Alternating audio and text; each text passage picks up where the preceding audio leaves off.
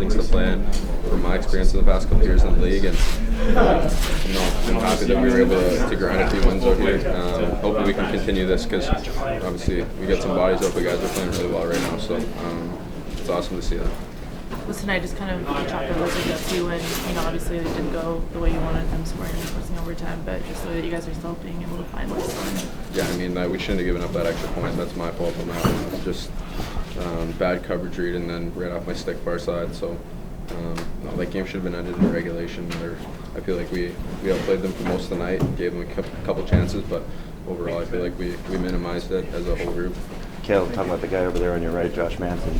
I know we knew he was tough, but that was impressive. Yeah, it was pretty fun to watch actually. I mean, it was just I just had a feeling that any fight that he goes into, I just have a good feeling about. No, it was cool to watch two big guys go at it like that. And obviously, Manson hit a couple good punches in there, and it sparked our team for sure. And the physical nature of this game, I mean, it felt like a playoff game at times. Do you agree?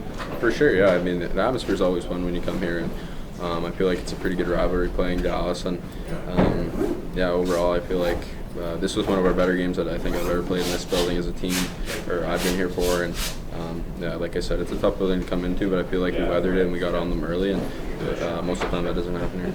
What are your impressions of Jake Oettinger, just his development as a goalie over the last couple of years?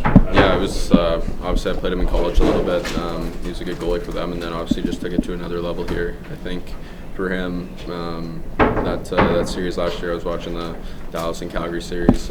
He was standing on his head, and it was pretty spectacular to watch. I think the Flames were outplaying them to a certain extent in some games, and so that was pretty cool. So no, obviously he was poised for a big year, and I think he just signed the contract, so we obviously earned that.